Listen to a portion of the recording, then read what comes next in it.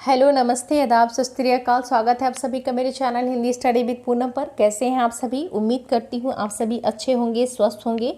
UGC net जून 2022 का notification release कर दिया गया है। एप्लीकेशन भी स्टार्ट हो गए हैं, लेकिन इसमें एग्ज़ाम डेट के बारे में कोई इन्फॉर्मेशन नहीं दी गई है। एडमिट कार्ड के बारे में भी कोई इन्फॉर्मेशन नहीं दी गई है। तो इस वीडियो में हम एक्सपेक्टेड एग्ज़ाम डेट को देखेंगे और उसके बाद कौन से स्टूडेंट इसका परीक्षा देने योग्य नहीं हैं, कौन से स्टूडेंट देने योग्य हैं, उसके बारे में भी हम डिस्कस करेंगे। उससे पहले हम जल्दी से इस नोटिफिकेशन में क्या दिया है वो भी हम थोड़ा देख लेते हैं। तो यूजीसी ने नेट दिसंबर 2021 और जून 2022 को एक साथ परीक्षा को मर्ज कर दिया है, जिसमें कि 6% रिजल्ट आएगा। और इसमें 82 सब्जेक्ट हैं। पहले 81 होता था, लेकिन अभी 82 सब्जेक्ट कर दिया गया है। उसके बाद फिर आपका जो लास्ट डेट है फॉर्म फिलअप करने का 30 अप्रैल से स्टार्ट हो गया है और लास्ट डेट जो है वो मई 2022 तक का है। और आपको करेक्शन के लिए 21 मई से 23 मई तक का टाइम मिलेगा। 23 मई तक 3 दिन का आपको टाइम मिलेगा। यदि आपसे कोई फॉर्म फिलअप करने में मिस्टेक हो गया है तो आप 21 मई से 23 मई तक उसको करेक्ट कर सकते हैं। उसके बाद जो है टाइमिंग है, तो टाइमिंग जो है 2 शिफ्ट में पेपर होंगे। पहला तो 9 AM से 12 PM और दूसरा शिफ्ट में 3 से 6 PM होगा। उसके बाद फिर फ़ी को देख लेते हैं कि इसकी फ़ी कितनी रहेगी। तो जो जनरल कैंडिडेट हैं उनका 11,000 रहेगा, लेकिन जो जनरल EWS है, OBC NCL ST SC PWD उनका 550 रहेगा। और जो थर्ड जेंडर के यहाँ आते हैं उनका 275 रहेगा। उसके बाद आप ये पेपर जो है वो 300 मार्क्स के पेपर होंगे। फर्स्ट पेपर में 100 मार्क्स होगा और सेकेंड पेपर जो है वो 200 मार्क्स का होगा। सेकेंड पेपर में आपका सब्जेक्ट से रिलेटेड क्वेश्चंस आएंगे। 3 आवर के पेपर होंगे और दोनों पेपर एक साथ होंगे। आप जिसको पहले सॉल्व करना चाहें, फर्स्ट पेपर या सेकेंड पेपर, आप सॉल्व कर सकते हैं।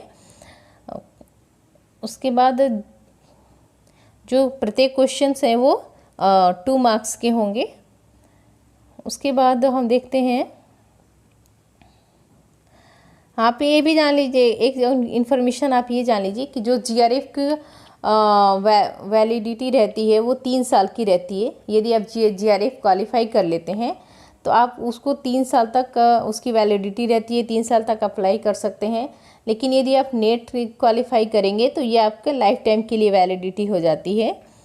तो GRF के लिए जो है एज क्राइटेरिया है वो 30 ईयर कर दिया गया है। पहले 30 साल तक था, इस बार 31 साल कर दिया गया है जनरल कैंडिडेट के लिए।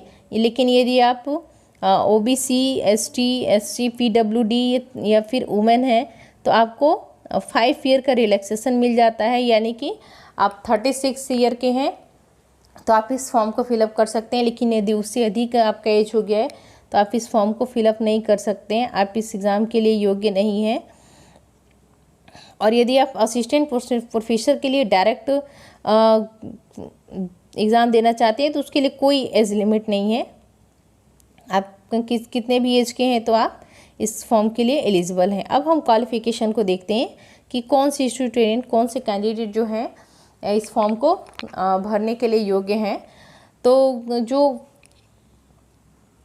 जिन्होंने पोस्ट ग्रेजुएट कर लिया है 55% से, और जो जनरल कैंडिडेट के हैं 55% है, और जो OBC SC ST और जो वुमेन हैं उनके लिए 50%, अगर आप उन्होंने पोस्ट ग्रेजुएट किया है 50% से तो भी वो इस परीक्षा के लिए एलिजिबल हैं, जो OBC SC ST हैं।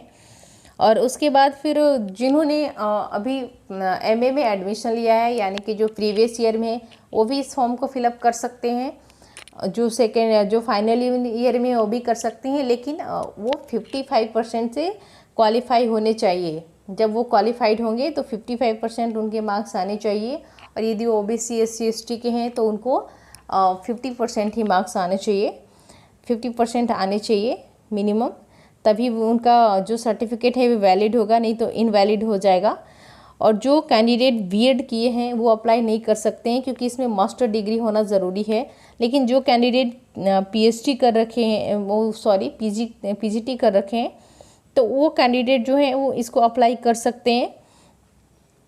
उसके बाद फिर अब हम देख लेते हैं कि एक्सपेक्टेड एग्ज़ाम डेट क्या है। तो एक्सपेक्टेड एग्ज़ाम डेट के बारे में हम बात डिस्कस करें तो ये 21 जून से लेकर के 29 जून तक एक्सपेक्टेड एग्ज़ाम डेट माना जा रहा है अभी। तो ये आपका एक्सपेक्टेड एग्ज़ाम डेट हो सकता है, यानी कि आपको एग्ज़ाम के लिए 40-45 दिन मिल सकते हैं। तो आप अपनी तैयारी स्टार्ट कर दीजिए और आपको तैयारी के लिए आप एक स्ट्रैटेजी बना लीजिए कि हाँ, आपको जैसे पहले आप जो थ्योरी है और जितने भी आपका क्वेश्चंस देखने हैं आप 15 डेज तक देख लीजिए। उसके बाद 15 डेज आप केवल मॉक टेस्ट दीजिए और प्रीवियस ईयर के क्वेश्चंस को लगाइए। और उसके बाद फिर आप का जो 10 डेज मिलेगा उसके लिए आप रिवीजन वगैरह किए। तो इस तरह से आप इस एक स्ट्रैटेजी बनाएंगे तो आपको थोड़ा पैनिक कम होगा। तो आज के वीडियो में इतना ही, मिलते हैं अगले वीडियो में, तब तक आप अपना ख्याल रखें।